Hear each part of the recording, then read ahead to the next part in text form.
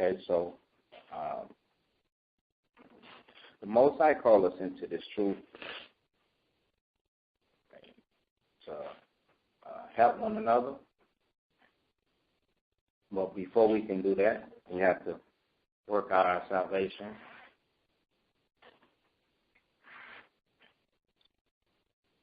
We have to study the scriptures, make sure that the life that we live in is according to the will of the Most High. We have to make sure that we pretty much clothe ourselves with the mindset that Christ had when he was here. Isaiah 58:7, it says, "Is it not to deal thy bread to the poor, and that thou bring the poor that is cast out to thy house?" He's asking a question pertaining to the things that we do. And when we have this new spirit, are we going to deal differently with the children of Israel, opposed to walking past them? Now, in these days, you can't just see a person, because everything is out of order. All the nations are out of order. All Israel is out of order. So you can't just see a person in the street and say, "Here, come home, come in, be safe. It's not good with you out here." You can't do that. But what you can do is when you see a person with problems, you see a person struggling, whether certain things in their life they don't understand. It may be one issue that they don't understand. They may have a lot of issues, but this one thing is what they're willing to talk about. Or you not really knowing and understanding that in their own personal life that they praying to the Most High. And now looking for some form of answer, you're supposed to be that type of person that will bring forth that answer.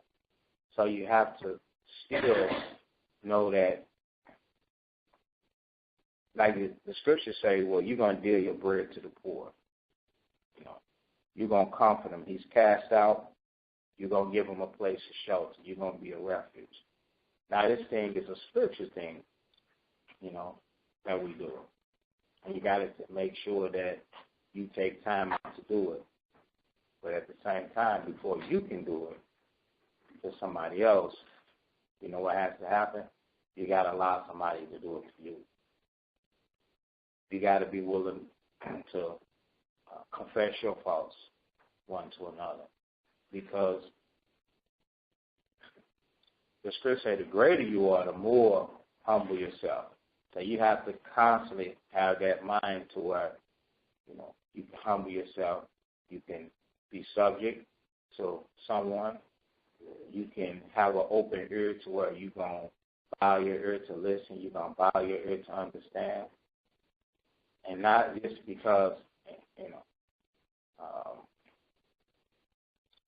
somebody is telling you, but because for conscience sake towards the Most High. Really knowing and realizing that if you don't, then you're not going to receive the help that you really need, and then things will just get worse and worse. When thou seest the naked, that thou cover him, and that thou hide not thyself from thy own flesh. Right? Okay. The scriptures do say that we members one of another. And so, being members one of another, what affects your brother is going to end up affecting you. And you might not think so. Well, don't correct him. And when he commits that wickedness, then what's going to happen when it continues to grow and it continues to spread? See, in ancient days, that was one of the reasons why the Most High was allowed Israel to put wickedness out, because the land would be full of wickedness. So now we can't put somebody to death, but now what we have to do is we gotta help them. You can help a person in another city through a phone call. You can help a brother or sister right next to you through a conversation. You can help them visually see through the Spirit, this is how you're supposed to do things differently. This is how you're supposed to do things in a better fashion, more spiritual, with faith, with long suffering, because we're going to go through some sufferings. So when we do get back to our lesson plan, which is Israel, the building of Israel and the journey towards Egypt, the first Egypt, it's a long story, but it's a lot to learn in all of those stories. You know, endurance, tests, trials, tribulations. You know, we want instant gratification. At times we just want the Most High to give it to us. Well, for something to be eternal and something to last forever, it's good. This impression that Israel went through and the same things that we living through, we're not gonna never want to sin no more. The true followers, you're not gonna sin. It ain't worth it. Instead of doing something that's wrong, you're gonna drop it. Instead of going in the wrong direction, you say, why take that chance? I'm going to go in the different. That's what the Most High wants. So now you get a nation of hundreds of thousands or millions of millions with like that. That kingdom can never be, that kingdom right there can never be divided. To where there's no thought of sin. There's no temptation that's worth this right here, because this is what it leads to, their destruction, where servants ride on the horses and the princes walk on the earth. That's hurtful. That's painful, man. So, you know, we want the kingdom of God. We got to cleanse the inside. We got to get rid of the self-hatred. We got to be willing to, you know, give our bread to the poor, cover the naked as it's our own flesh. We got to be willing to help one another. And it does take time, and it is a work. And it's something that we got to get to. Verse 8 says, then shall thy light break forth as the morning. What light? That spirit inside of you and the things that you do is going to be coming out. Thy health shall spring forth speedily, and thy righteousness shall go before thee. So Israel wants to know, how do I get stronger? How do I get healthy? And they seek out doctors and different medicines. But it's in your actions. It's in the building process. It's in the inner person that's trying to do what? Please the Most High and put on perfection. Now you got several different types of people. You got those that will be like, hey, this is a lot to be said, and I got to think about it. And you got some that, you know, as far as thinking about it, I ain't going to think about it. I don't believe it. So you got the unbeliever. Then you have some that would just sit and listen and ain't even paying one inkling of attention. And it's going to fly over all of their heads. But then you have a select few, chosen, precious, elect, that's going to sit and listen and take heed and be warned. And then they're going to go and do it. And all over the world, when that gathering comes, all of that fear that they put inside of them is going to take precedence over everything, because those are going to be the ones that will be caught up in the clouds. And the ones that was fearful and unbelieving. What do a lot of people fear? They fear letting that life go that they have. I'm going to miss something. When I say I'm going to miss something, like, not so much as I'm going to miss my friend, but if I don't be if I don't be a friend to this person, I'm going to miss out on something. I don't want to miss out on nothing. And then that flesh that's still there continues to grow. To where in our minds we may be like, man, I'm going to miss out on this.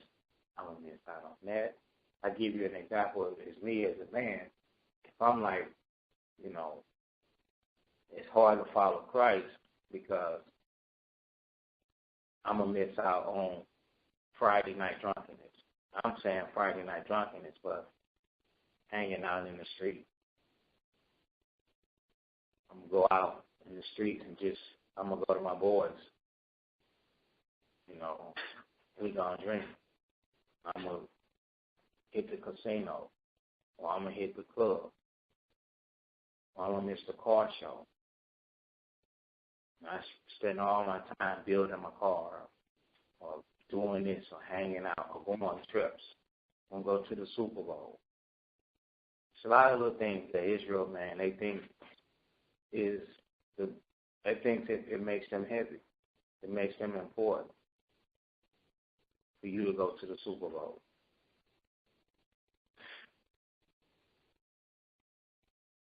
You ain't gonna miss nothing. Let that go. That's nothing.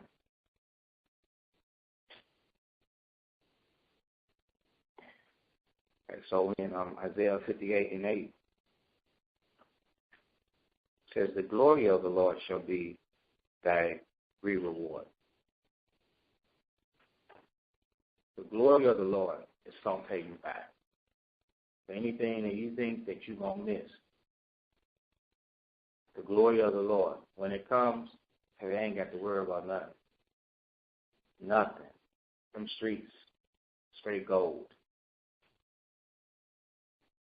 And mansions, they there. They there.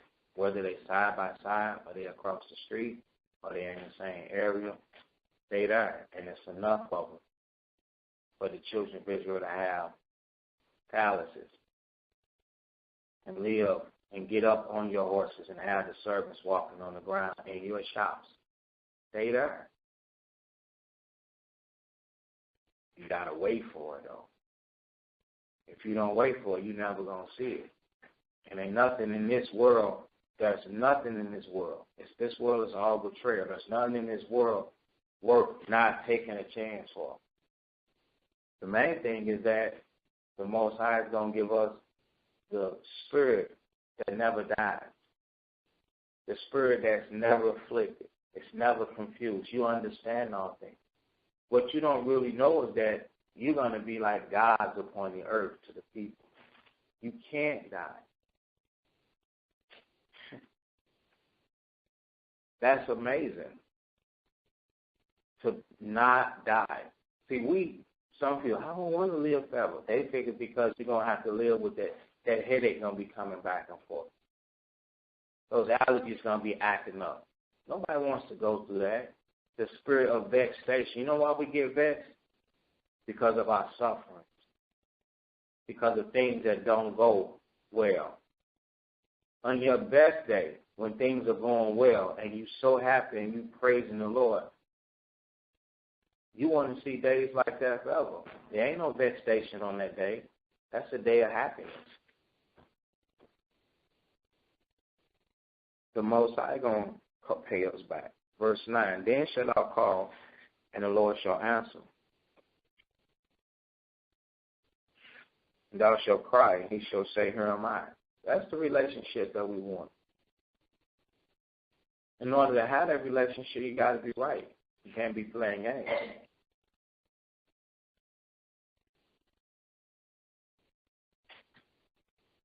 If thou take away from the midst of thee the yoke. You know what the yoke is? The yoke is that sin that's keeping you addicted to it, whether it's drugs, alcohol, whether it's fornication or theft, whether it's stubborn or rebellious, whether it's disrespectful, whether it's a foul mouth. Take that yoke away and humble yourself. One of the biggest things in Israel is we gotta consider that men, we are responsible. We're responsible for a lot. We can't worry about saving the world. That's Christ's job. We got to worry about saving ourselves and setting an example and leading and guiding our house. That's what we got to worry about.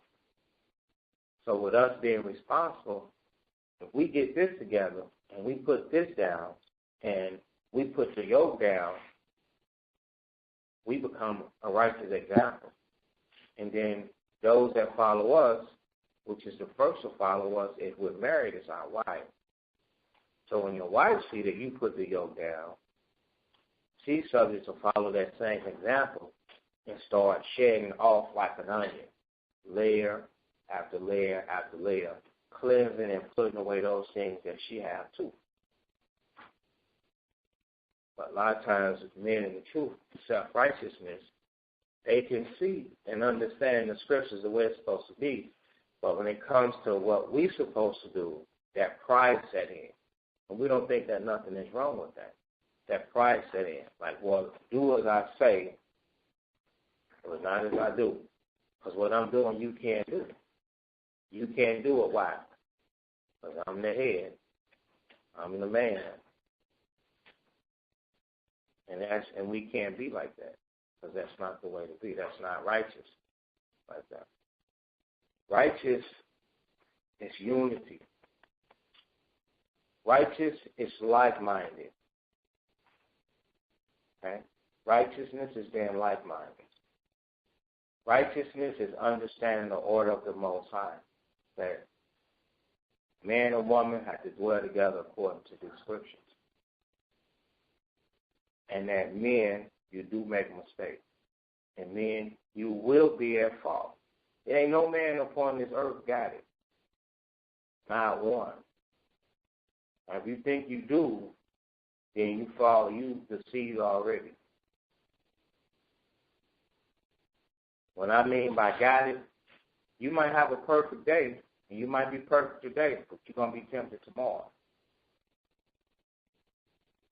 And what happens when that temptation comes? Who do you need? Well, who's the person in your bosom? Who's the person closest to you? It's going to be your wife. So when she starts telling you what should happen, you should say, shut up.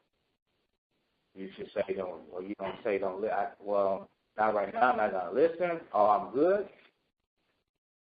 No, you're supposed to trust this woman to give you the same things that you gave to her when she was in trouble. Because who's in trouble now? Right. Brother, he's in trouble. You're in trouble. So your woman ain't the one that you should be trying to put a muzzle on. That's the one that you should be having your ear wide open for. Your nose wide open. That you should be eating everything that she's saying. Because if you yourself feel that we were on a level, meaning if we feel that we were on a level and we taught our wives, that's going to make our wives capable of giving those things right back to us in time of need. And then it filters on down to children, which is a big responsibility to where women should be teaching the children. And not during times of where children need to be raised, it's only a small time. It's only a small time frame. And then children, they grow out of that, and they grow up, and then they grow out. So you only have a small time frame to do it. You can't be so selfish to where you spend all your days you watching TV or you in the mall. You're doing nothing, and the children are left to themselves. You got to shut it down. You know, get back to the drawing board, back to the basics. If that be the case. You got to spend time teaching the children. A lot of times we let instruments and electronics, and we let technology, and we let extracurricular activities babysit the children, instead of us tending to our children and teaching them the commandments and helping them understand the challenges that they go through every day. Because believe it or not, the mind of a child, the scriptures say, foolishness is bound in the heart. And what that means is you can teach a child the understanding of the scriptures, and they can understand it and relate it to their situation and come back the next day or 2 days later destroyed, not understanding a situation that's kind of similar to that, and you got to show it to them again. So that foolishness is bound in that because it got through again to them. It tricked them and deceived them again. Their mind ain't matured the way you expect it to be. So you got to go back in there and deal with it again and again. But if you're at the mall, you can't help the child. Or you didn't deal with the child, and the child came home and they play video, and you didn't even talk to the child and use the scriptures to deal with it. I give you an example. When I have a situation with a child, and the child comes to me, I stop everything right then, and I deal, if it's possible, which most of the time, I'll stop everything and I'll deal in the scriptures and say, listen, this is what's up. This is what the scriptures say. This is where you're going wrong at. You tack it just like you would tack it anything else. It ain't no children's Bible, a woman's Bible, and a man's Bible. It's the commandments of the Lord. So you go into there and then you explain to them, this is what the Lord says, and this is what you should be doing. So the same things that we as an adult have to forsake are the same things that a child has to forsake. Now, they got to make that decision whether they want to do it. Most children have a hard time with walking away because they don't understand a lot of judgments of the Lord. They think that tripping on the sidewalk, they blame it on the concrete.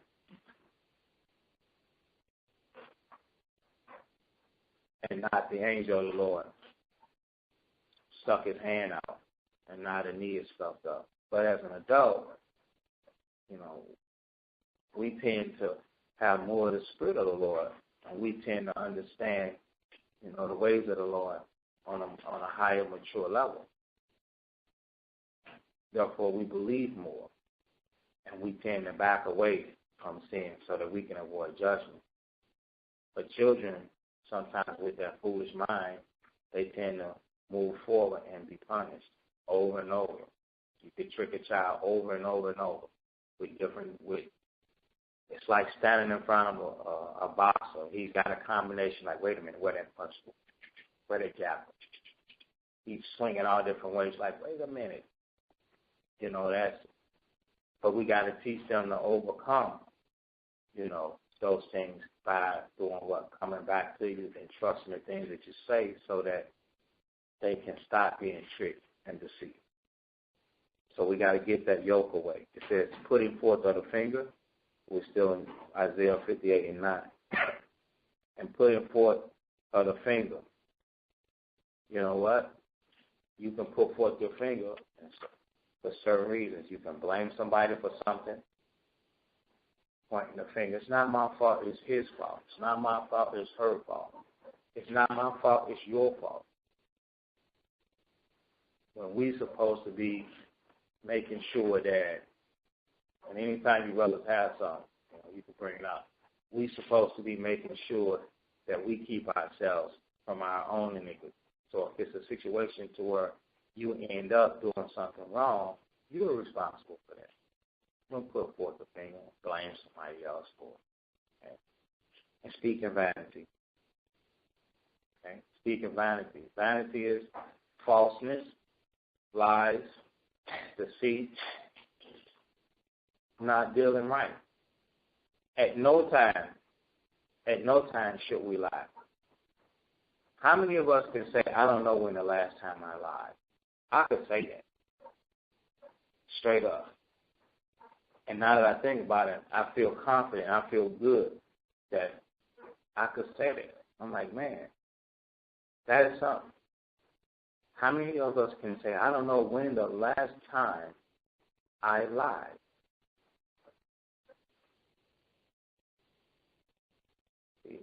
You ain't supposed to be speaking lies.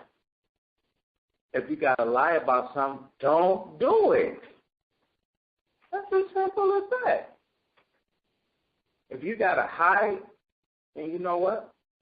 You ain't supposed to be doing it. If you got to hide it and nobody's supposed to see it, no one of authority is supposed to see it, then you're not supposed to do it.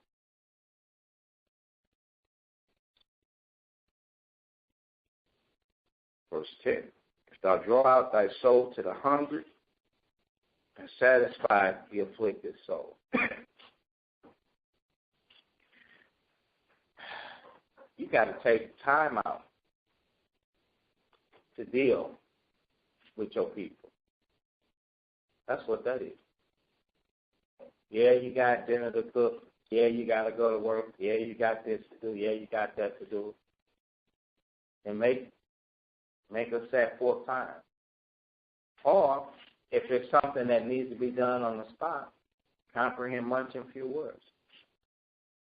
Learn how to get into the scriptures and get out. Show them, give them what they need. Okay? A lot of times people that are unlearned, their attention span is not very long anyway. They just want an answer. They might not want the whole history. They might not believe in, I don't want to say they might not believe in it, but they ask you for a specific answer. Excuse me, stop.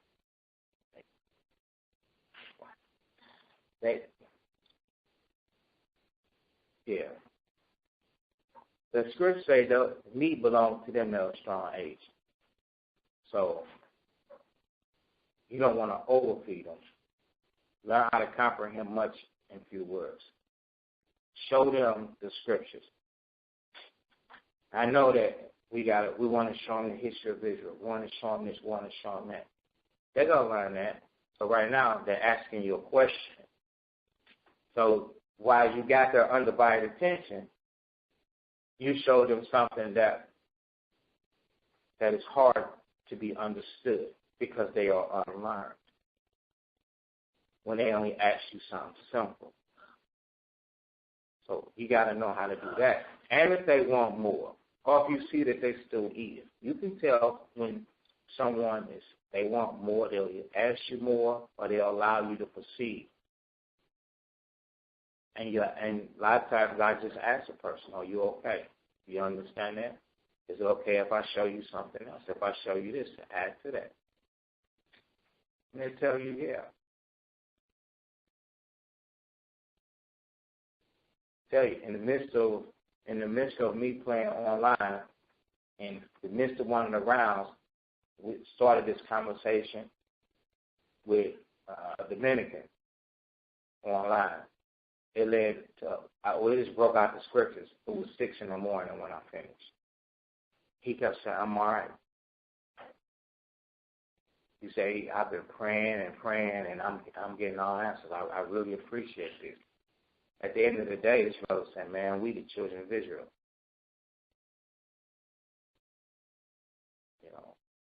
So he said, we thought we was doing one thing, but this is what we're supposed to be doing.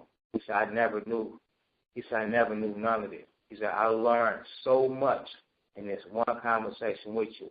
He said, my mind is just blown. We just stopped playing and start going over the scriptures right there, dude, on the television for like 4 hours. I was basically nodding off, showing his brother the scriptures. When he was saying, he was like, yeah, I want to hear it. I was like, okay. I said, well, listen, this is going to be it.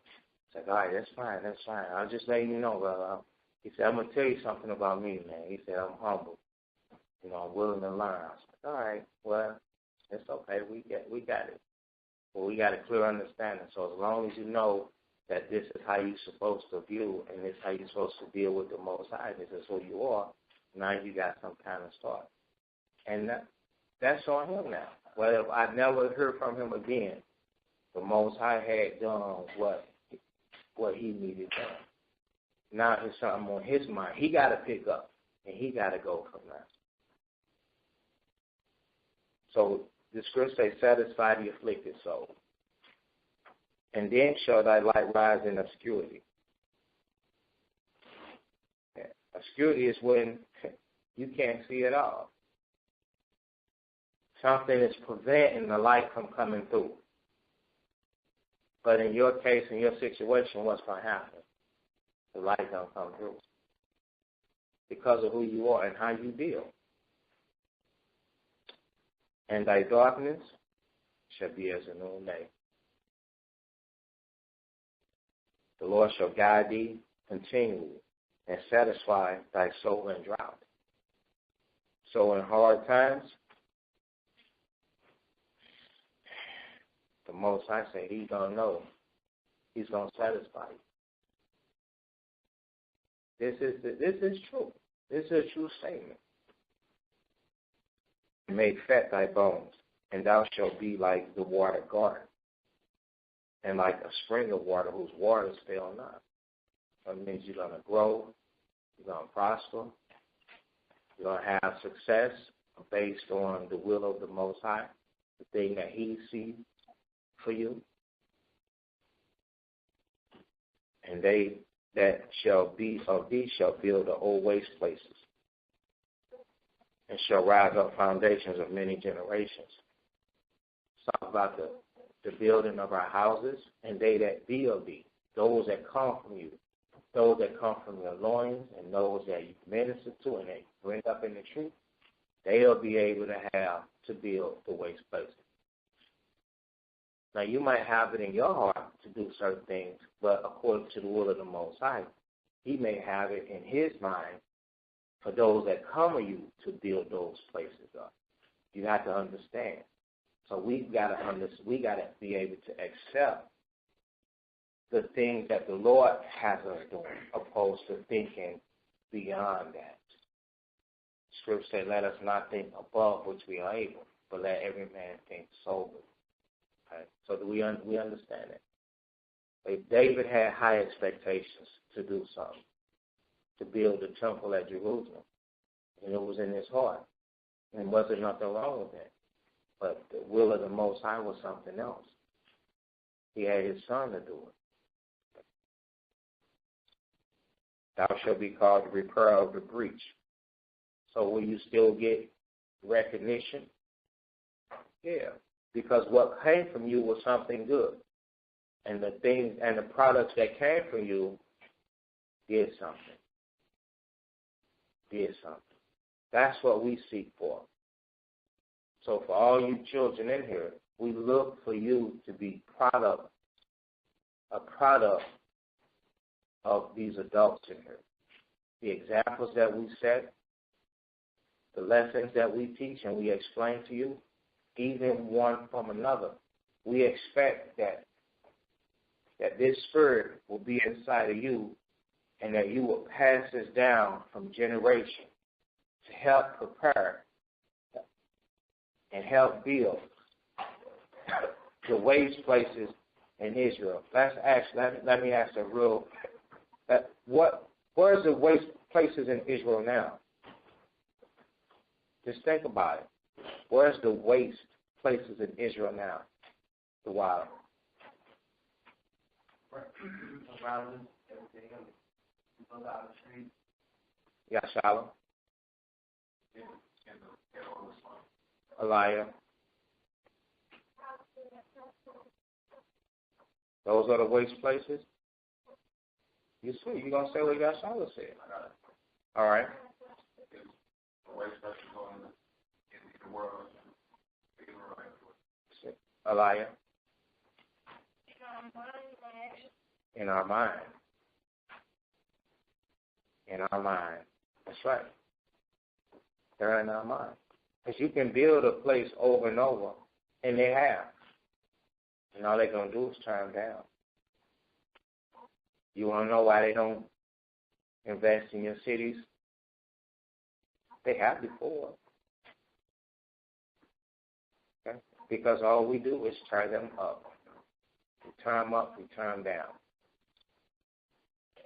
Like animals. So if you want to restore people, you restore them. You restore their mind. That's why scriptures teach you, purify your mind, cleanse your mind. So this is a planting of the Lord. This is a serious thing. So the things that the Most High has given to us and showing to us, and we're giving it out now, one to another, and to the youth that's coming up. You got to grow into this. And if it be the Lord's will, and you have, the next generation after you, you got to give that to them. And if you don't, you want to see new houses on the street, and you're going to put the same attics in them, and put the same. No, it's the mind. Ain't the buildings. Did you not know that the most valuable things that people consider on the earth are the things that are of old? The things that are valuable. You can take, say for instance, if you take this house right here that we're in, and you build one across the street, but you build one today across the street, and it's an exact replica of this building right here. Do you know that if this neighborhood was prestige, meaning it wasn't run down and wasn't bad, and all the houses were like this house here, and you build a replica in 2014 across the street, that this house here would still be more valuable than the one that they just built because of the age of it and because of the materials in this house. The brick wall on this house is 3 feet wide. The walls on the house that they'll build across the street will be how wide? The wide?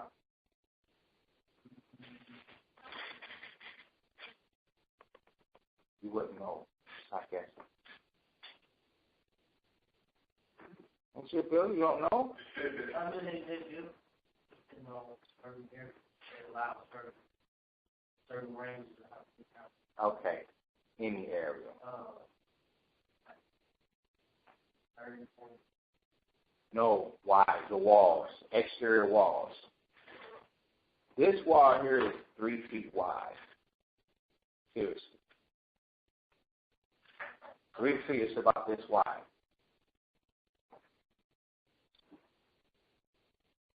We built a replica across the street in 2014. They're not going to do this.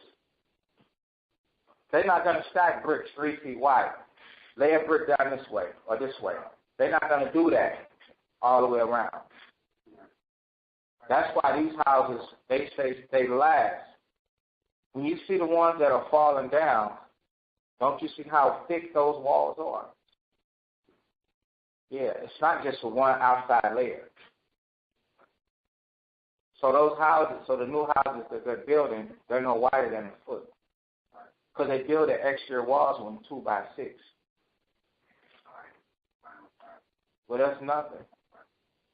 And once they build the outside wall, then they build, and then they sheet it, don't they? And then they build an interior wall, right? Okay. Well, you just do something to the outside of it. Yeah. So it ain't even a foot. 8 inches tops. So now, what makes that house more expensive than this house? It wouldn't be. Okay. It would be if in this condition of the neighborhood. It would be because people would consider it new. But if there was, like I said, if the circumstance were prestige, and now there's a lot, and they just build a new house on it, it couldn't compare in value. So I think the point was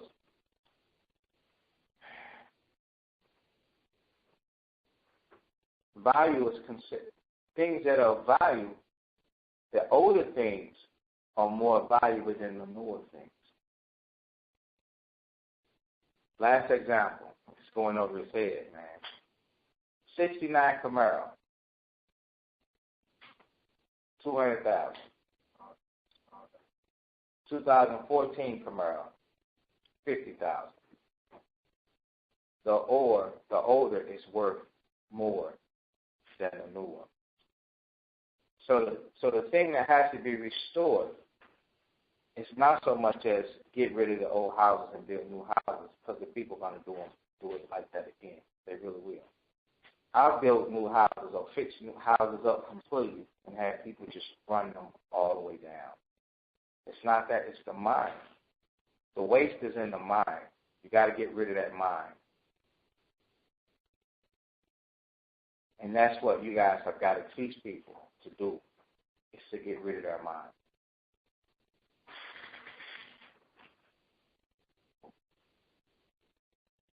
To restore a past to dwell in. See? If thou turn away thy foot from the Sabbath, from doing thy pleasure on my holy day, and call the Sabbath of delight, the holy of the Lord, honorable, and shall honor him. So that's what we should do. That's what we have to maintain. Not doing thy own ways, nor finding thy own pleasure, nor speaking thy own words. So don't go off to where you can't deal with the Sabbath day or something that's gonna have a conflict of interest. You know, you got to listen to the word of the Most High. You got to rest and things like that. No one's going to judge your rest, but at the same time, you know, you have to not. When it said turn your foot away from the Sabbath, it's going into the laws pertaining to the Sabbath day. Laborious work for servitude, buying and selling, cooking and cleaning. Things that Israel was taking pleasure in, you can't do that. Because Israel is not supposed to be taking pleasures in those things. Things that the nations take pleasure in. It's my biggest day. It's my sale day, Black Friday. Savings Day, Saturday, kind of craziness.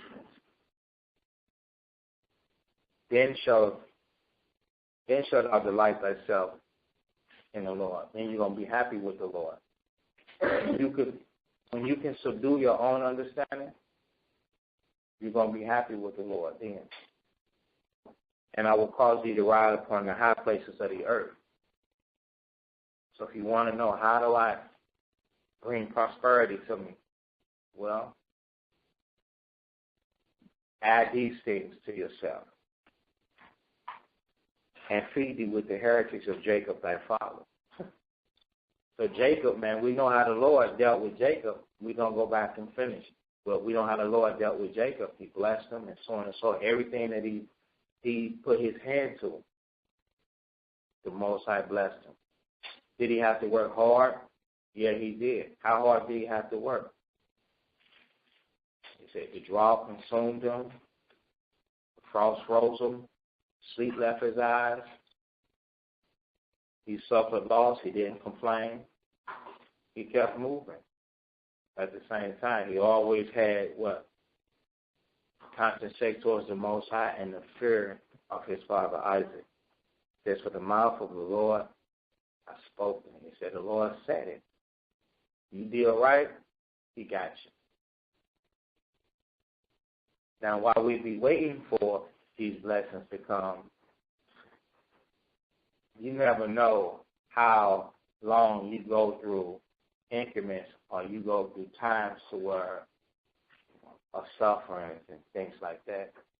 My advice is, I'm not saying don't watch into prayer.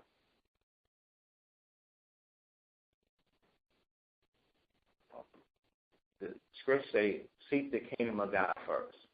So have your mind on that instead of falling into temptation because your desires after riches. Scripture say that they that will be rich shall fall into temptation. So if that's what's on your mind, I got money on my mind and my mind on my money, you're going to fall into temptation. What temptation? Sin. You're going to lose sight. And anything that come by with a dollar bill on it, you're going to try and link that up with the Lord. And that's why you hear a lot of people linking that up with the Lord. They linking money up with the Lord. They ain't linked the advice that told them not to do this and that with the Lord. They don't link that up, but they link money, dollar bills with the Lord. All right, so let's go to Genesis.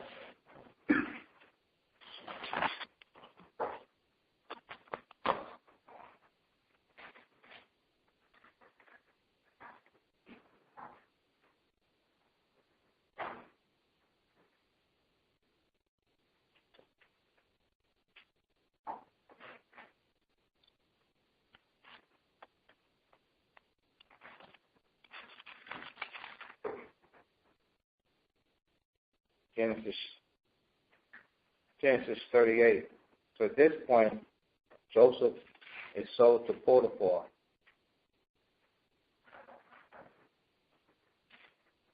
Also Pharaoh. He's down in Egypt.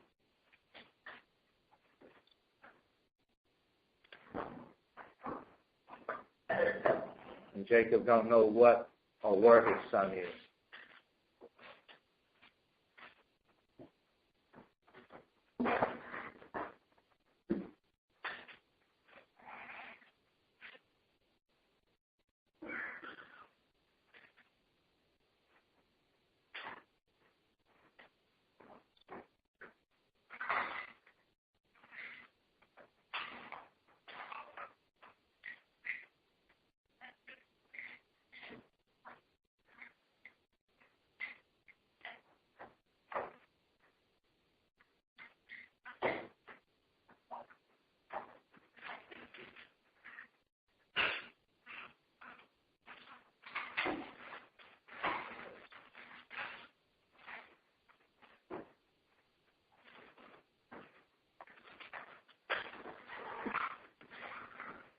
Okay, and it came to pass for Genesis 38.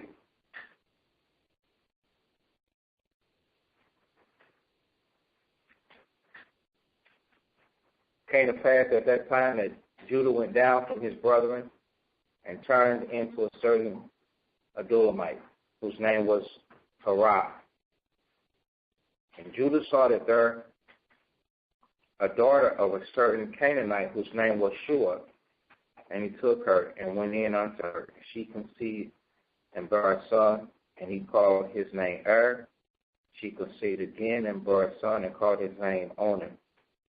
And she conceived again and bare a son. She called his name Shelah. And he was at Chazil when she bare him. And Judah took a wife for his firstborn, whose name was Tamar.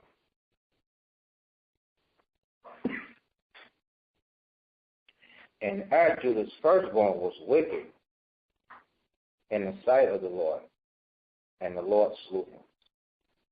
And Judah said unto Onan, Go in unto thy brother's wife and raise unto thy brother's wife and marry her and raise up seed unto thy brother. So there was a law to when if your brother died and didn't bring forth seed unto his wife, then the brother would do the honor of taking the woman and bringing up seed for his brother to carry his brother's name. And Onan knew that the seed should not be his.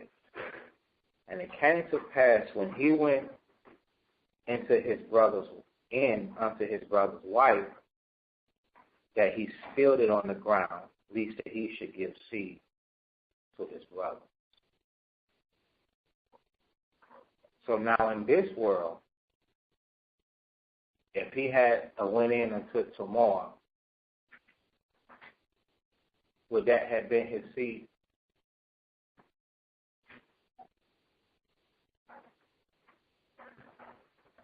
silent in this world. in this world. In Genesis 38,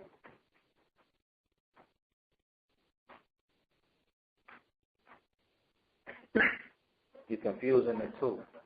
This is something easy. You know, like, no. What are we talking about? For what? For what be here?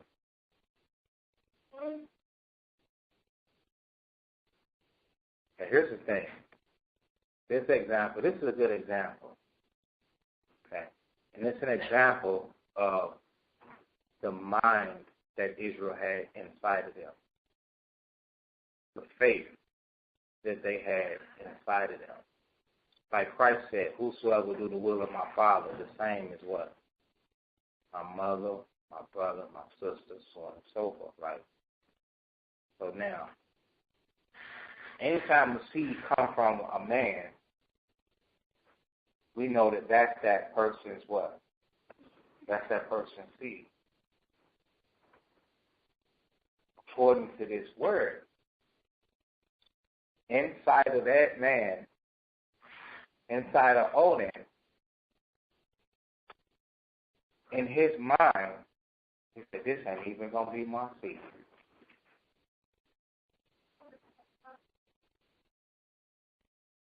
It's going to be his brothers. His brother's gone. His brother's dead. So they were taught. They were taught to be spiritual. They were taught to see things how the Most High wanted them to see it. Do we not kind of see where I'm going? They were taught that. They believed that. So right now, if the Most High put brothers into your life, if we still can't look at one another and say, that's my brother, we not being spiritual. And we can't look at one another. If y'all can't look at one another and be like, that's my sister, then you're not spiritual. You're going to call Diane your sister. And this is just so on and so forth. Y'all in scriptures together, but Diane, that's my sister. Then you ain't spiritual yet. And when you need help, for real, you call Diane, and you ain't spiritual. Not yet. I ain't saying you can't get there, but not yet. Not yet. Because this man did that, that's an example of in his mind, he straight was going to honor the word of the Most High, in part to where this ain't my seed. This belongs to my brother, but he did the wrong thing. And in doing the wrong thing, it cost him his life. It's the turn around and look. It's the same thing when the Most High replace your parents. He had to replace your father. He had to replace your mother. It's the same thing. And if you can't look at it like that, then you're not spiritual. So let's continue on. Verse 9. And Onan knew that the seed should not be his. And it came to pass, when he went in unto his brother's wife, that he spilled it on the ground. Least that should give seed to his brother. And the thing which he displeased the Lord, wherefore he slew him also. So he went in for the wrong reason. He went in for lust and not in honor, according to what the law of the Most High. What is it?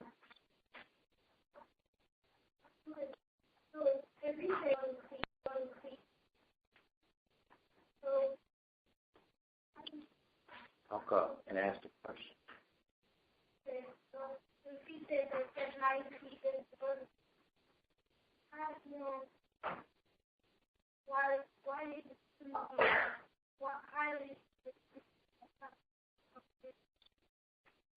it displeased the Most High because of the Lord of the Most High. Deuteronomy 25.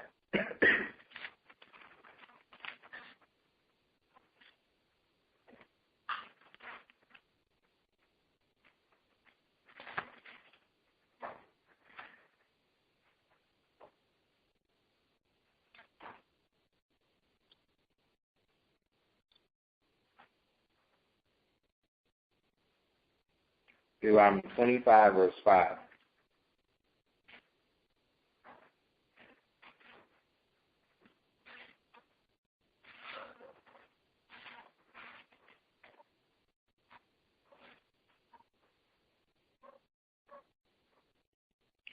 Says, if brethren dwell together, and one of them dies,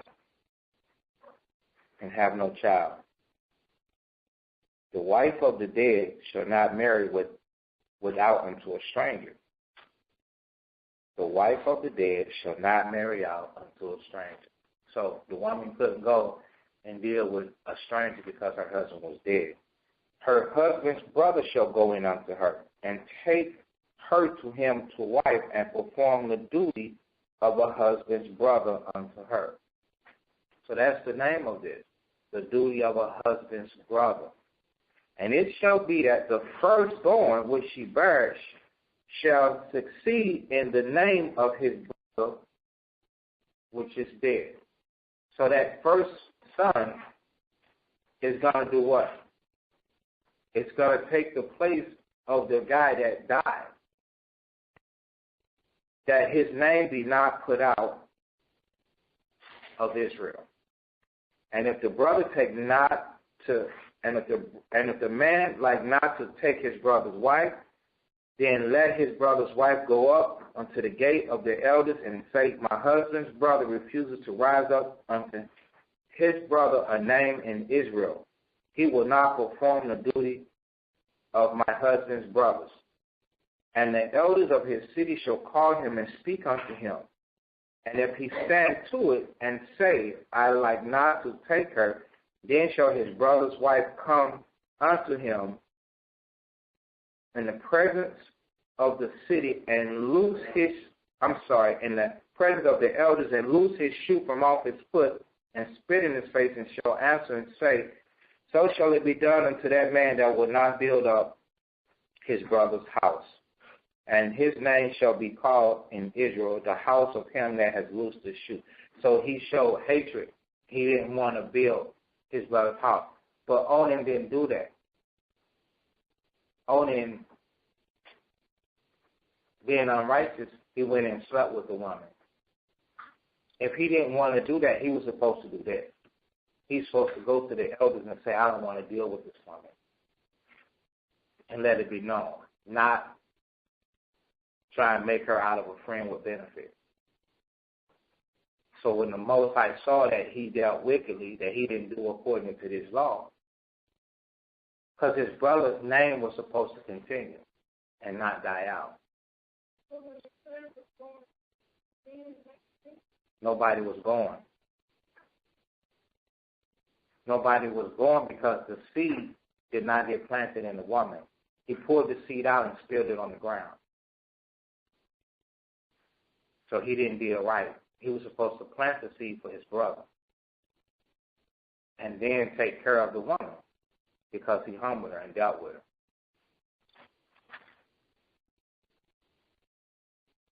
So, but opposed to trying to figure that out as a child, the other part will be good for you. The part where in the beginning of verse 9, Onan knew that the seed should not be hid. So if the Most High told him that the seed was not going to be his, he was going to honor that. He knew that the seed was not going to be his. So he believed in his mind. Now, if you deal with the nations and they start telling you about DNA and all of this and that, but we ain't dealing with that. We believe what the Most High say. So if the Most High tell us that our brothers are our brothers, then we need to believe that our brothers are our brothers, our sisters are our sisters, and our parents are our parents. We believe that whosoever will do the will of the Most High. that this circumcides the flesh. The spirit passes the flesh. It's the spirit that quickens it. The spirit say the flesh profited nothing.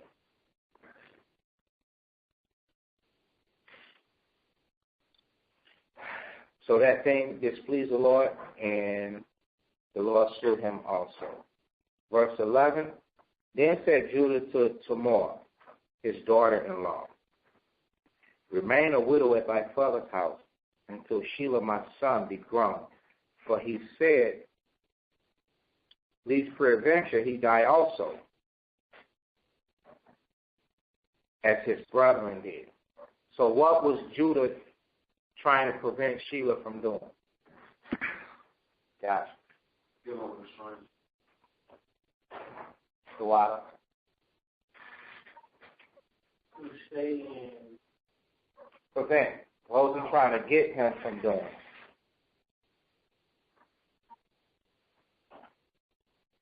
Say what? Read it. Verse 11. Then said Judah to Tamar, his daughter-in-law, remain a widow at thy father's house, till Shelah my son be grown. For he said, lest peradventure he die also, as his brother be, and walk with his grown. So what is he trying to prevent from happening?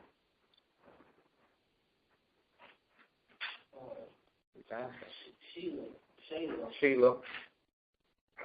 To grow up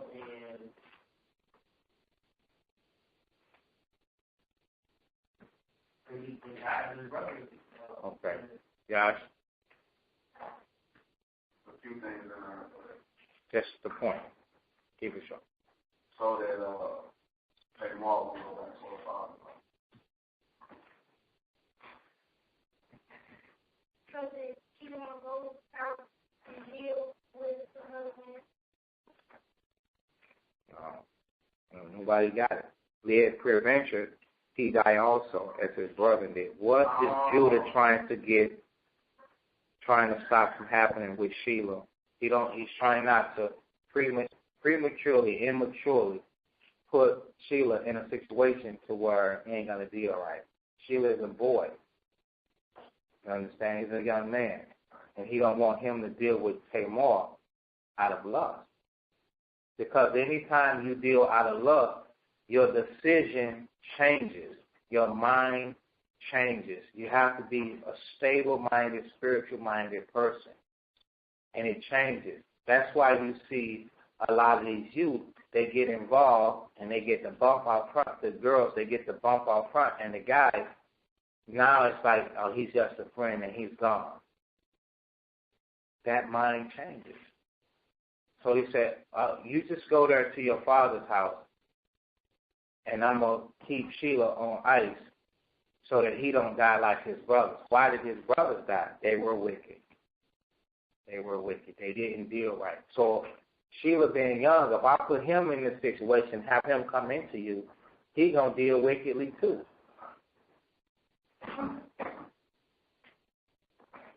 It's a lot to learn. It shows you the instability that even adults then knew that young adults and kids, they mind change, man, like the direction of the wind.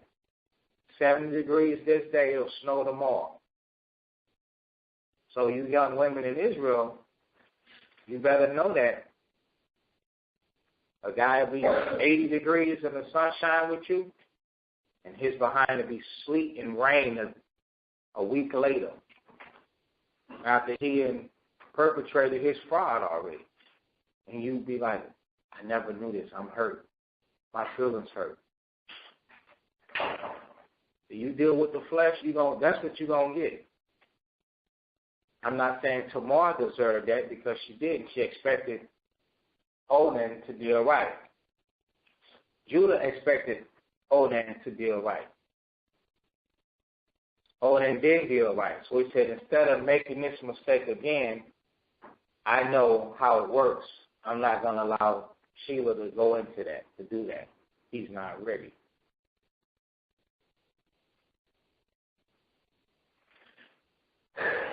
Okay, so verse 12, in process of time.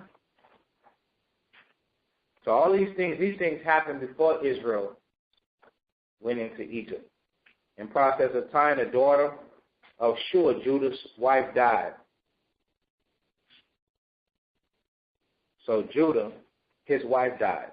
And Judah was comforted and went up into his sheep shearers to Tanah, he and his friend Harah, the Adulamite. And it was told to Tamar, saying, thy father-in-law goeth up to Timnath to shear his sheep. What is it?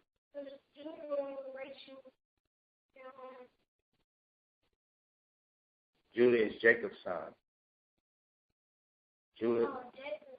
Jacob is right there. Okay, verse 14. And she put on her widow's garment from off of her, and covered her with a veil, and wrapped herself, and sat in an open place. So she transformed. She had one clothing that was modest, that widows would wear. You know, there was nothing appealing to it, obviously. But then she changed clothes, excused up, and she put a veil on. She covered her face and wrapped herself and sat out in the open, which is by the way to Timnah. But she saw that Shelah was grown, and she was not given to him to wife. So a process of time happened. She didn't just go and she waited, just like the father-in-law had told her. When Judah saw her, he thought her to be a harlot because she covered her face. He turned unto her by the way and said, go to, I pray thee, let me come in unto thee. So yeah, he's doing the wrong thing by trying to go into a harlot. He ain't supposed to do that. But he knew not that she was his daughter-in-law. And she said, what wilt thou give me that thou mayest come in unto me? So now she's asking for some form of payment. Okay? Yeah. At the same time, she knew that was Judah. Yeah. So she was there on purpose. Right. And something else. Well, yeah, I knew she was out there that she was trying to get help, but at the same time. No, not for that. She's despitefully proving a point. She went about it in this type of fashion, but she's not there hooking. Right, okay. So at the same time, the point she's trying to prove, like it says because Sheila wasn't given to Shula's wife, but at the same time, like I'm saying that she's not dealing right still because Judah said when Sheila got older, when he was ready, Sheila might not have been ready. So she was impatient for doing what she's doing. Okay. All these actions that she's doing is wicked because she chose to take off the widow's garment and do what she's doing. All right. I mean, I ain't gonna dispute that. That's the wrong thing to do. That is the wrong. That's the wrong thing to do. All right.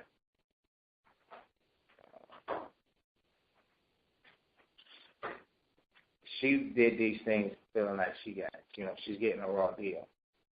She put her life on hold. And Judah was supposed to,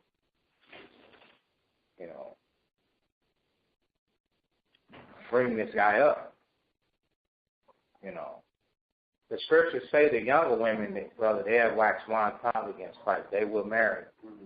So if this woman, she waited years, I'm sure she had to fight off, times and different times and then stay busy, to try to stay still right. And she see that she's forgotten about.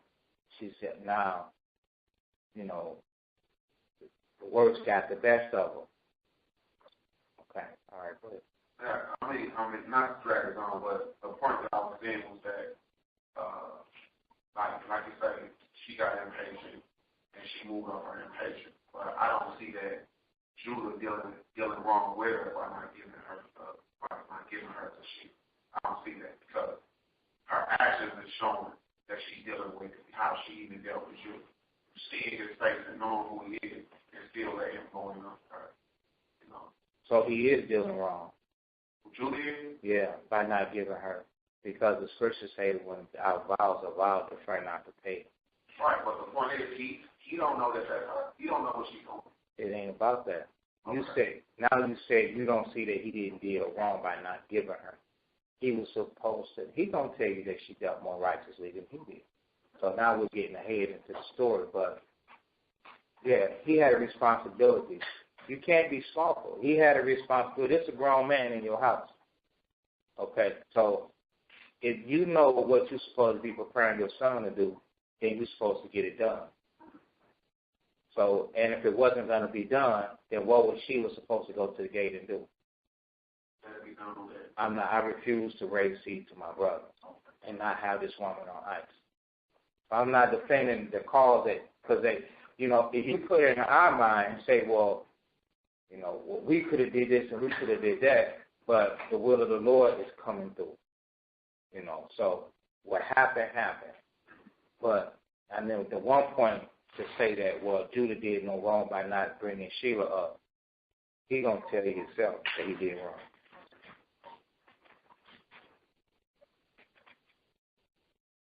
So verse 16, so he turned in unto her by the way and said, go to, I pray thee, let me come in unto thee. But he knew not that she was his daughter-in-law, and she said, what wilt thou give me that thou mayest come in unto me? And he said, I will send thee a kid from the flock. And she said, would I give me a pledge till thou send it? Meaning, like, give me something that say that you're going to do it. And he said, what pledge will I give thee? And she said, thy signet and thy bracelets. So a signet is a ring. And thy staff that is in thy hand. And he gave it her, and came in unto her, and she conceived by him. So she got pregnant. And she arose and went away and laid by her veil from her and put on the garments of her widowhood. So she retransformed back into the widowhood clothes. So prostitutes tend to work daily. So it wasn't her, and it wasn't, she's proving a hard point and going about it in a drastic way. Judah sent the kid by the hand of his friend, the Dulamite, to receive his pledge from the woman's hand, but he found her not.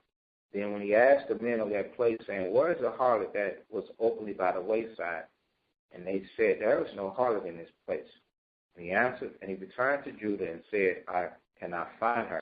And also the men of that place said that there was no harlot in this place. And Judah said, let her take it to her, lest we be shamed. Behold, I sent this kid, and thou hast not found her. And it came to pass about 3 months after that it was told Judah, saying, tomorrow thy daughter-in-law hath played the harlot. And also, behold, she is with child by whoredom.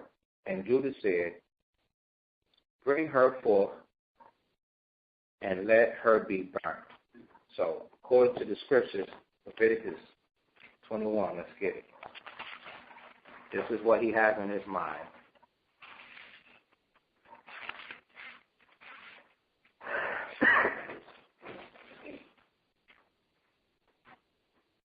Leviticus 21,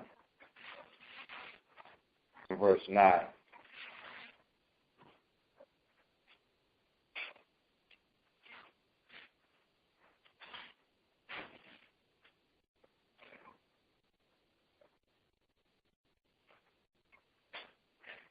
And the daughter of any priest, if she profane herself by playing the whore, she profaned her father, she shall be burned with fire.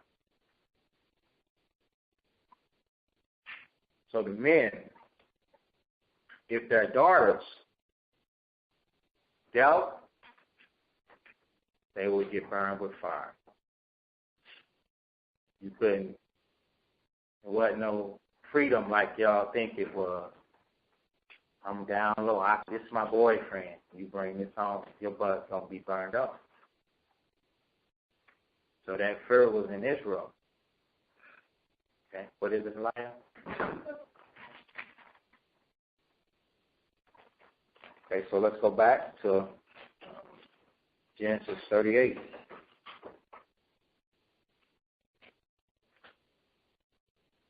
Verse 25. When she was brought forth, she sent to her father-in-law, saying, by the man whose these are, am I with child? And she said, discern. So she was hooking. She wasn't hooking for money. She wasn't, she still had the stuff. She didn't pawn it, sell it. She still had the stuff. So she told him to discern. She said, look at it. Does this look familiar? I pray to you, whose are these? The signet, the bracelets, and staff. Judah acknowledged them and said, she have been more righteous than I, because that I gave her not to Shelah, my son. And he knew her again no more. So he didn't go back and pick up where he left off. But he knew that he did the wrong thing by not giving Shelah, by not bringing his son up. It's our responsibility as men to direct our children, to direct our sons, even at a grown age, because he was supposed to have been telling his son to apply the scripture. Okay. And it came to pass in the time of her travail that, behold, twins were in her womb. And it came to pass when they travailed that the one put out his hand, and the midwife took and bound upon his hand a scarlet thread, saying, this came out first. And it came to pass as he drew it back his hand, that, behold, his brother came out. And she said, how hast thou broken forth? This breach shall be upon thee. Therefore his name was called Perez. And after came out his brother that had the scarlet thread on his hand. And his name was called Zoar. Chapter 39, verse 1. And Joseph was brought down to Egypt, and Potiphar, an officer of Pharaoh, captain of the guard, the Egyptian, brought him of the hands of the Ishmaelites, which had brought him down thither.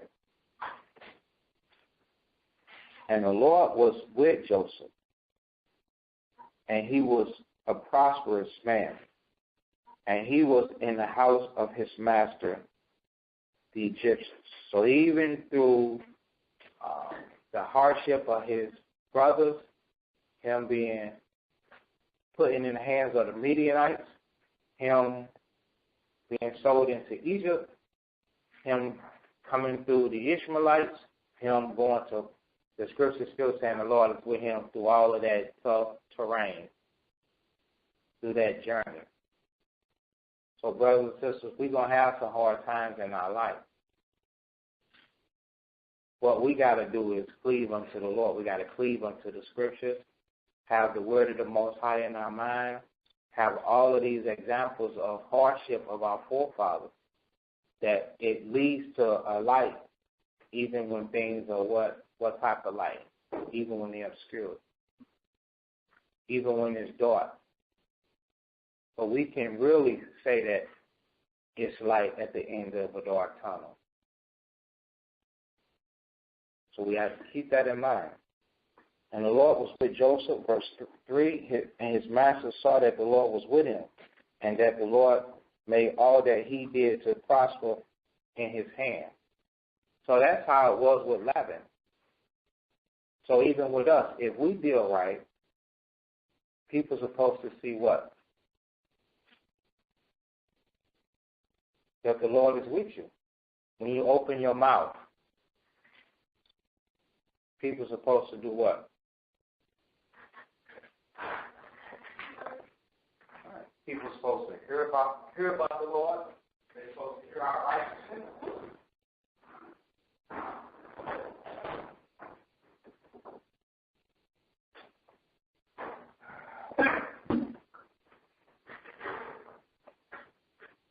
They're supposed to hear about our righteousness, about our actions.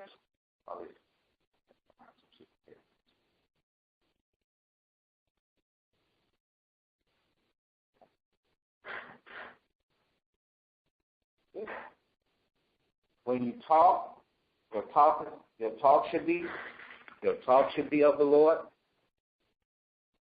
Not when you go into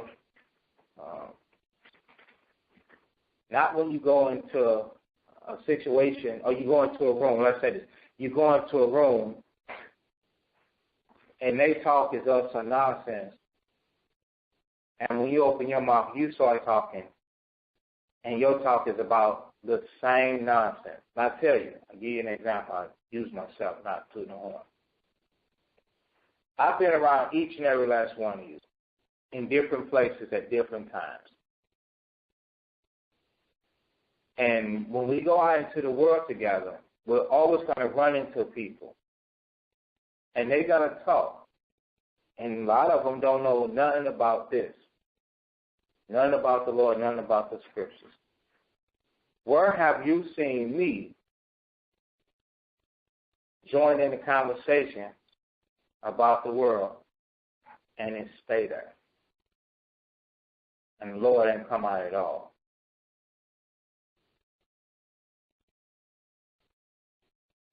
So when people see that, if you have, you can raise your hand.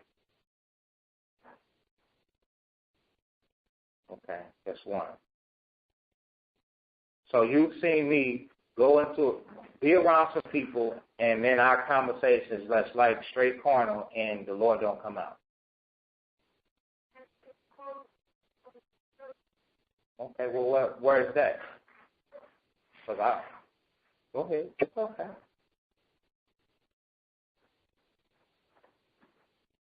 If you say something, then you have to give an account. That's all.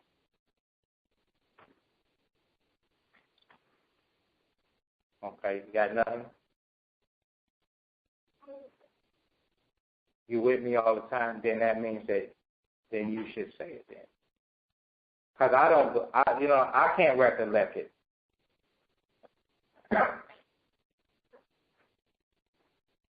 Okay, go ahead. I just want to help the carnal is not, because a lot of times we talk to people, and it may be about business, or it may be about have you been to the gym, stuff like that.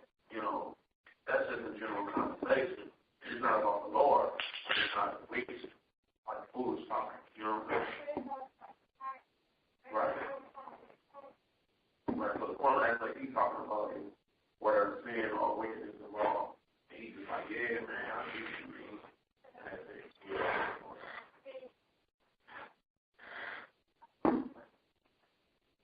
All right.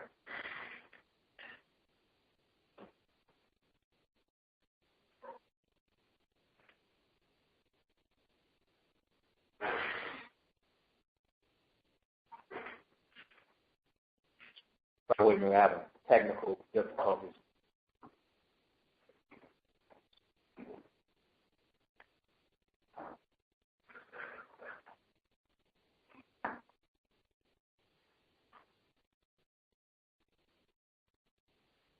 So Genesis 39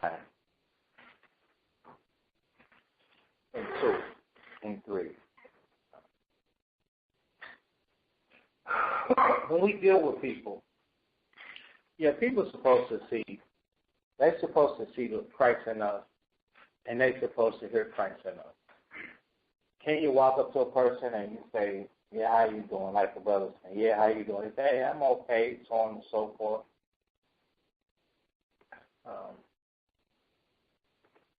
Did you hear about X, Y, and Z? Yeah, I heard about X, Y, and Z.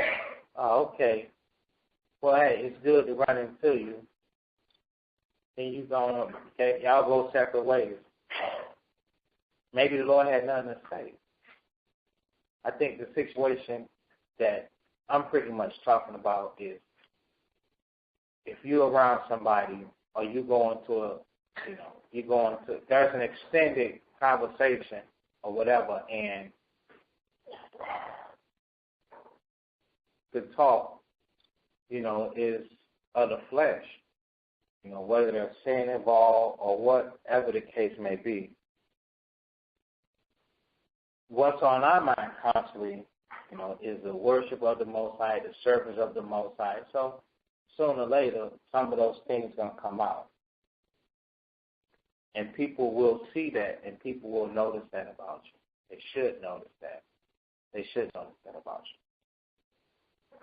So, but with the Lord being with Joseph and everything prosperous in his hand, he was a prosperous man. Verse 3, his master saw that the Lord was with him. So we, people around us, should see that the Lord is with us.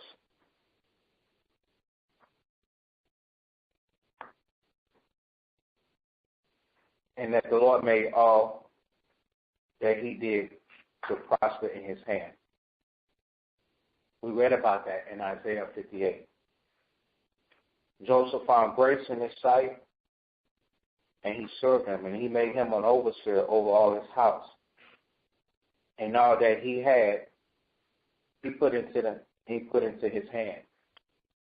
And even though Joseph is probably in the worst condition that he could be in, which is what? A slave.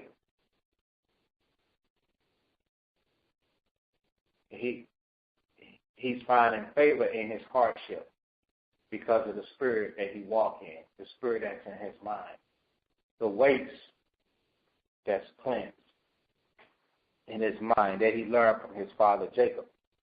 And it came to pass from the time that he had made him overseer in his house over all that he had, that the Lord blessed the Egyptian's house for Joseph's sake. And the blessing of the Lord was upon all that he had in the house and in the field. And he left all that he had in Joseph's hand. So he trusted Joseph. So this is an example of hard work and dealing right leading to trust. For him to trust, Joseph wasn't a person with lying words. Joseph wasn't a person of covetous. Joseph wasn't a person that would steal. Everything made sense. Everything added. Everything counted. Because during this rise to favoritism, a favorite inside of Potiphar's house, you know there had to be what? Tests? I mean, wouldn't you put somebody that you put over everything in your house, you building with them, wouldn't you sooner or later put a little test? I know I've got 15 this and that. So when I come back, it should be how many? 14, and you think you miscounted. It should be 15. So all of these things Joseph was found righteous in.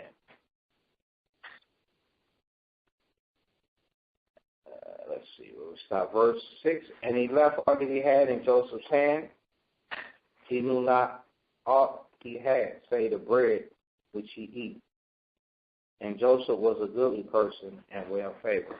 So the man accumulated so much, he stopped counting. He couldn't keep track of everything that he had. The only thing that he could keep account of is what he was eating. Because there was an abundance of blessing upon Potiphar's house. For Joseph's sake, the Most High was making things that prosper in Joseph's hand. So it sounds like the same circumstance that Jacob was going through. When he was working hard. He went through hard times. So the Most High will deal with us the same way. But if you... Let's get this in James.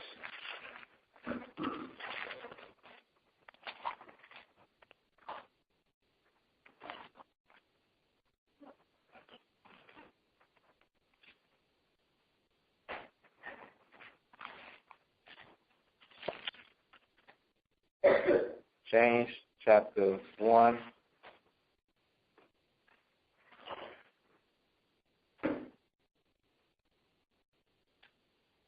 Verse 6.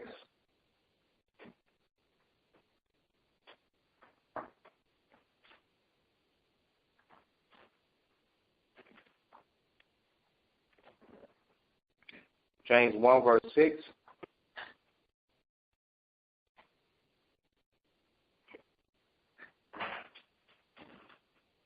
But let him have some faith, nothing wavering.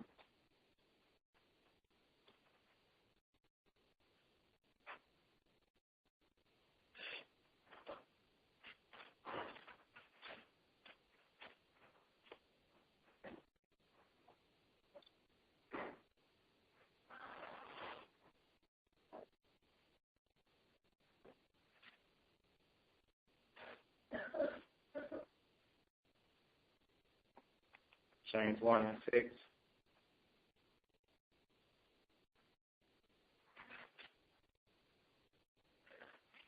But he that wavereth is like a wave of the sea, driven with the wind and tossed. So we can't be a wavering person, and you expect a life like Joseph, a life like Jacob. You don't have to explain how hard it is. I mean, I believe you. I know it's hard. But it's not grievous to keep these commandments.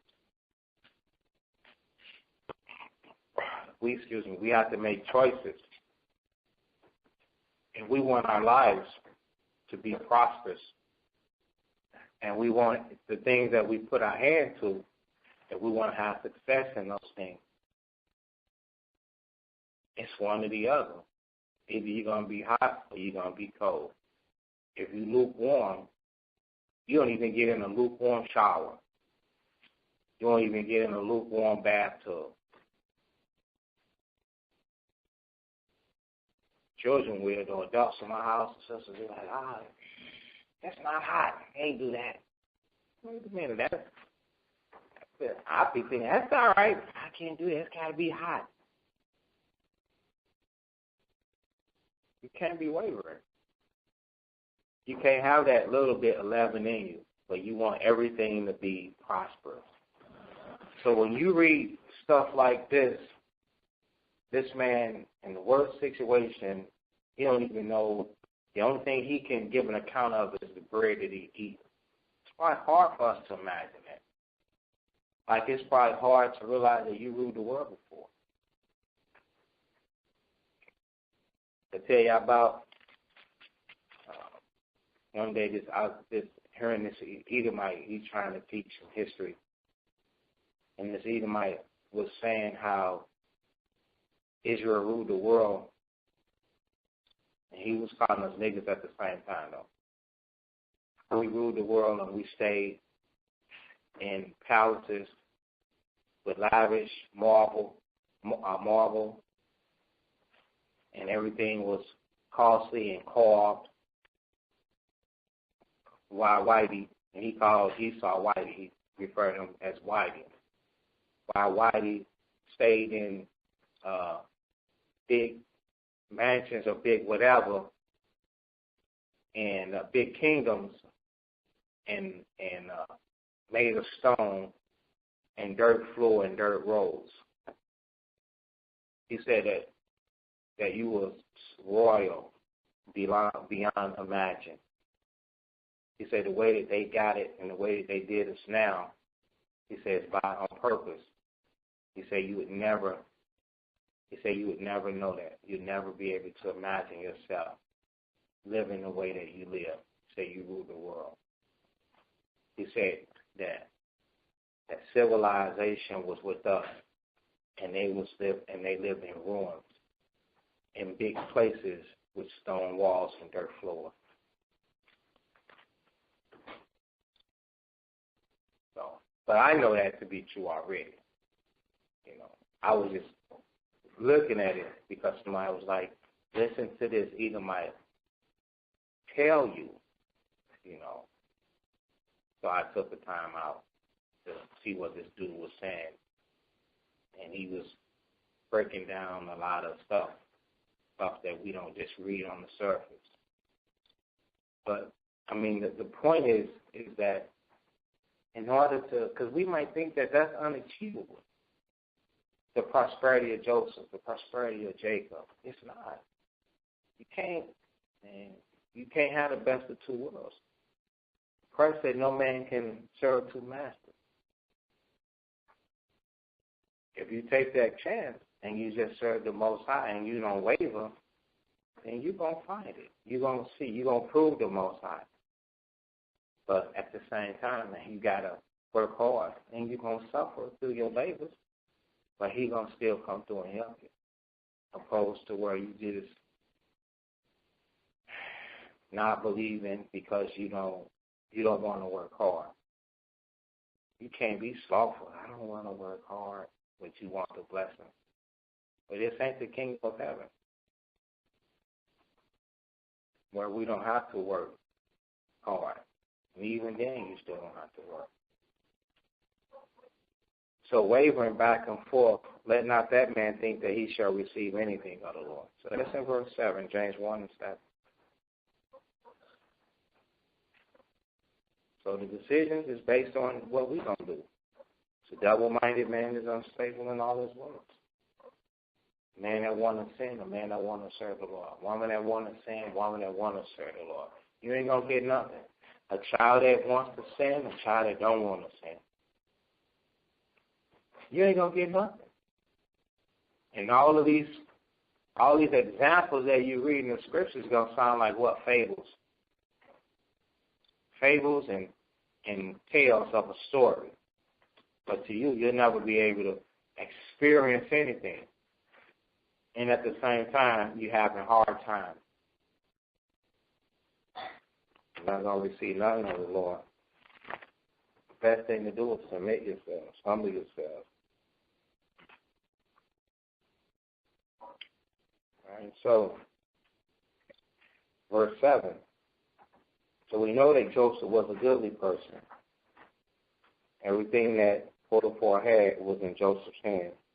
Verse 7, and it came to pass after these things that his master's wife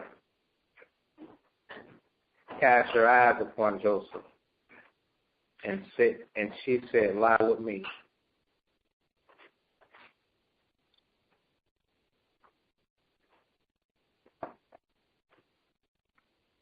But he refused and said unto his master's wife, behold, my master wanted not what is with me in the house, and he hath committed all that he have to my hand.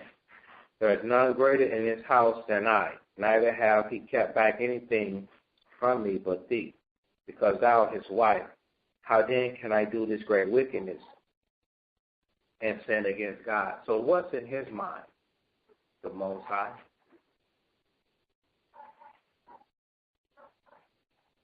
So he knows that a woman lusting after him is great wickedness. He knows that. He didn't say, I can take the kingdom. See, Esau we're wicked. The nations are wicked. Okay? I was about to say Esau when it ain't about Esau. The reason why I don't say that because we look at this thumb box all the time, and it's always showing you a love affair, or it's a secret relationship, And now the woman wants to move to the next guy, and she wants the first guy dead because she can't have this relationship unless this guy now is dead. Yeah. So you see a lot of that. And then the guy ends up, trying to kill the other man so he can have the woman, or vice versa. Reason when first thing come out of Esau because they don't put a lot of Israel on TV, but they always flood the box, showing you these examples of this wicked murder spirit. But Joseph saw that it was great wickedness. Now this man is a king. He's the Pharaoh. A Pharaoh is a king. He's got everything that in the world that he could possibly even desire, except eternal life. So this woman may not have been no tender-eyed woman. This woman could have had remarkable beauty. Remember, these people are the flesh. So the flesh, they pick and choose. What did I feel crazy? I can't think of the king of the Persians during Esther. What was his name?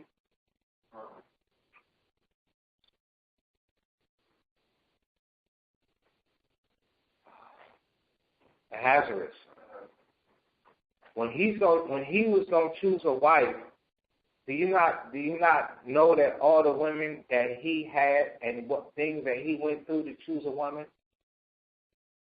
He took all the maids out of the land. Feet to be a certain size, hair to be according to his taste buds. He's looking at eyes, he's looking at complexion, he's looking at hair, he's looking at hands, he's looking at knees, he's looking at shoulders, the flesh. So why am I going through this? I'm trying to show you what Joseph said was great wickedness. They didn't deceive him. He had one thing on his mind. He didn't play the thing out like, I could be tapping this on the side, and she going to keep it down on the low because she's got as much to lose as I got to lose. He didn't even entertain none of that. He stopped that. He said, this will be great wickedness to sin against the Most High. That's how we got to be. And you wonder why the Most High blessing this man. Because even when he's not going through temptation, he's doing what's right. He's setting the judgments before him. We went through this a week ago. Joseph set the judgments of the Lord before him. Stop being double-minded. The scriptures say you sinners. Cleanse your hands.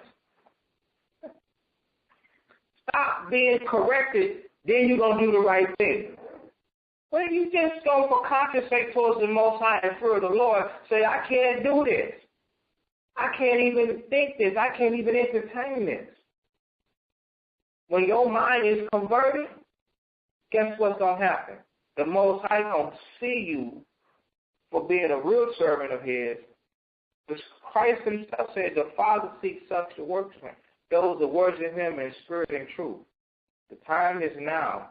It is and now is when the true worshipper is going to worship the Father in spirit and truth. We have to do it of a sincere heart.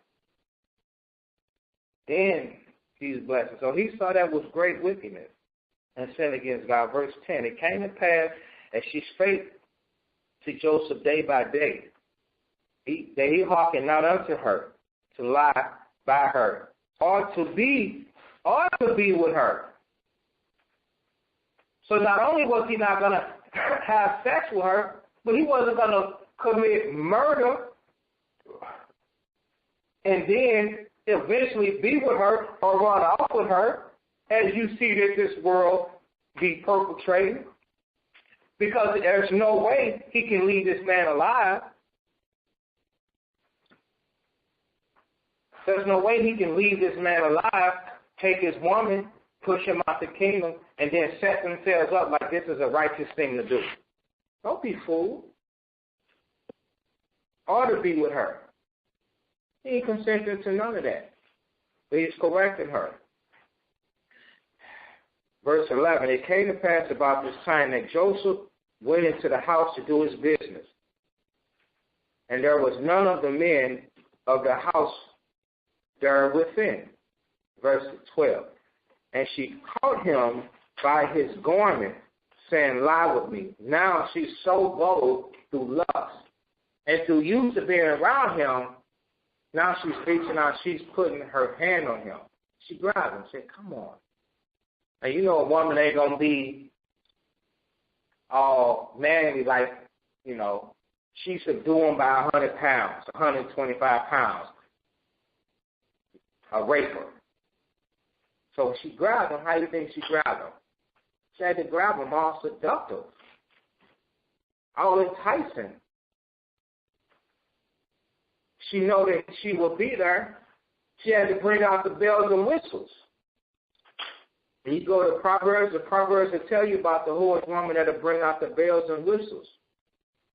This woman, in their state, this woman is of royalty. I said, royalty in their state, in their eyesight. She's got the clothes. She's got the oils, the paint for her face. She's got the smell good. Any corner-minded man will fall by this. They're not going to see all of these snares and traps. But none of that flew with Jacob. All of that was an abomination. It's like a plate of unclean food to this brother. When we can turn our mind towards the Lord like that, and we can see those things, the Scripture says, don't look at those things that are what? Precious in her. When we can turn our mind towards that, we're going to see those things as abomination. We're not going to be like, this is a perfume. We're going to be like, this is a stink. This is an odor.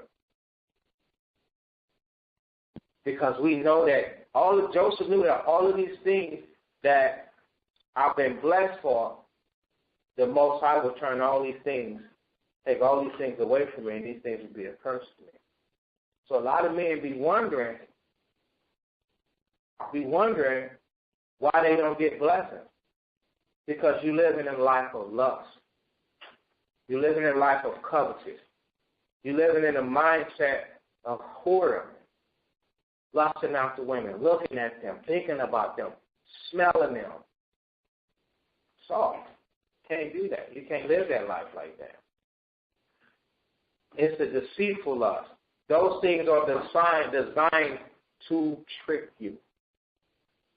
To trick you, to lure you in. And then once you stumble, once Satan got his job, he won.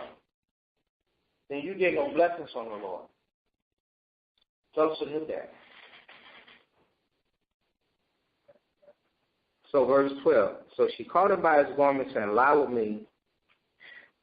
He left his garment in her hand and fled and got him out. He said, you can have that. He pulled right up out of that garment. Whether it was something that was over his head or whether it was a coat that he wrapped around. As soon as she grabbed and touched that, he slid right. Yeah. He didn't do, wait a minute. I don't think we're supposed to be doing this. No. Instantly. He got right up out of that.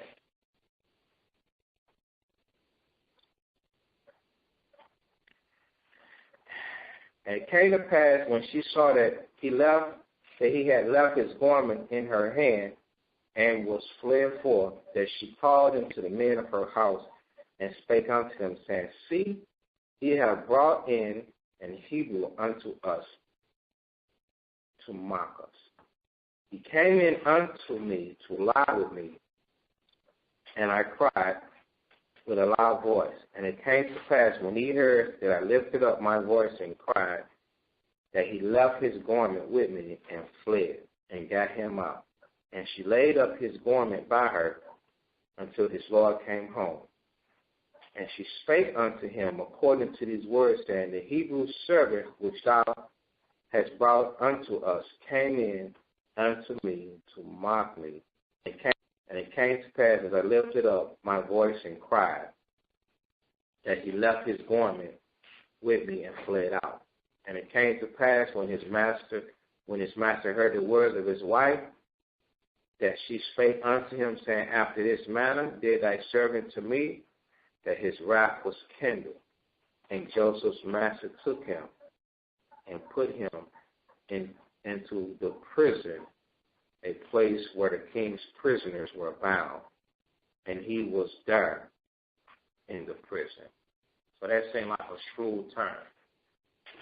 Now we can, through fiction, which we don't deal with,